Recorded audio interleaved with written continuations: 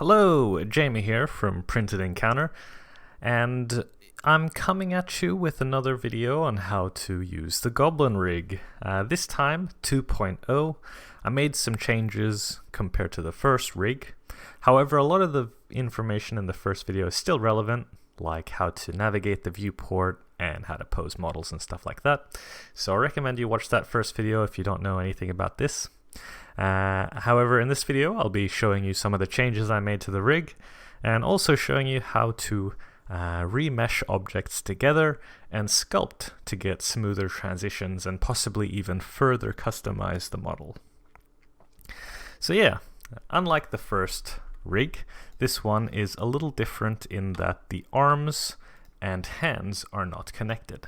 I'll just quickly show you here. They're not connected to the torso, the arms, and the hands are not connected to the arms. The reason being that when posing the first rig, a lot of issues occurred with the sort of back of the shoulders and the wrists when posing the models, especially the wrists. Like when you twist the hand, it would get kind of twisted and really thin here. So here's the solution I came up with, and probably going to be rigging models like this going forward, like with separated parts.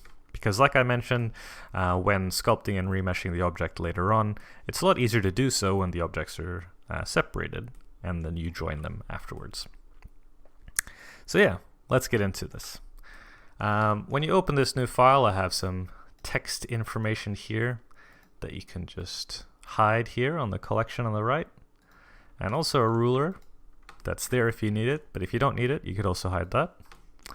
And this space is 25 millimeters wide, just for reference. Okay, so let's get into it. Once you're done posing your model, here I have prepared one.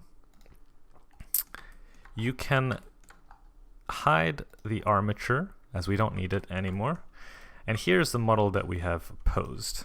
As you can see, it's not perfect because the arms and torso are a little bit, isn't the smoothest transition. And the wrist and arms also up here, and the legs to the torso here. So how do we fix this? Very easily, we can select the object in object mode, right? Click on it, then go into sculpting mode. Now we're in sculpting mode, and because the objects are separated, we can use the tools here to affect one but not the other objects. So I'm going to use the grab tool here. I'm just going to click and drag his glutes out to fix that transition. Nice.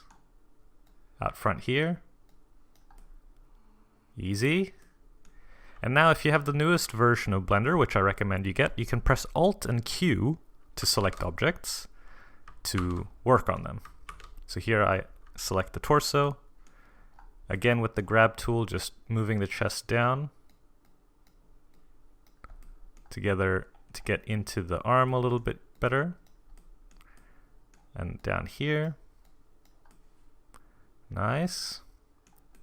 Also move the back out a little bit. Now I'm going to select the arms. I'm going to change the brush size using right click. Moving the arm up a little bit. Yes. Down here. Perfect. So that looks pretty good, and I'm happy with it. So what's the next step from here? Now we can join parts together and remesh them.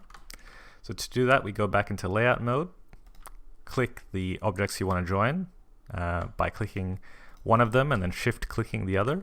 In this case, the torso and arms. I'm pressing Ctrl J on my keyboard. Now they're joined together. And now what you want to do is you want to apply the sort of armature transforms, the pose essentially, to make it an object before we go into remeshing. So you go into the object, the modifier properties here. You click this little drop down and apply. Once that's applied, you can go back into sculpting mode. And up here on the top right, there's remesh and then remesh. So now you can see it's kind of pixelated. So you can undo that, and you can change the voxel size to better suit the sort of resolution you're after. In this case, I'm going to use 0.03 and then remesh that, or Control R on your keyboard as a shortcut. And now you can see that it's not as pixelated, and now the objects are joined together. Now we can use this smooth tool by holding Shift and clicking to smooth these transitions. Very nice. I'm just going to smooth everything out around the seams here.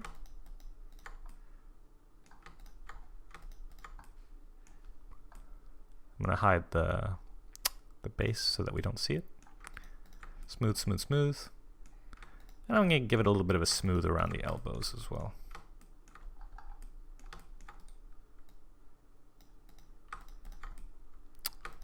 Nice. And yeah, so that's how you do that. Now the idea is that you'll just do that for everything if you want to.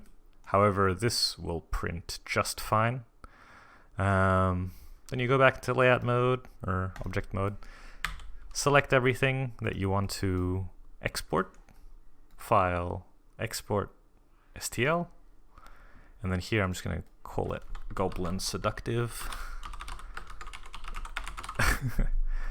And then make sure Apply Modifiers is checked for all the posed parts that you haven't applied for, just in case. Selection only should work regardless because it's the only thing that's showing, but it's good to check that. And scale and all this stuff you could keep the same because the actual Blender file is already scaled properly. So when I export STL, I can now open the file.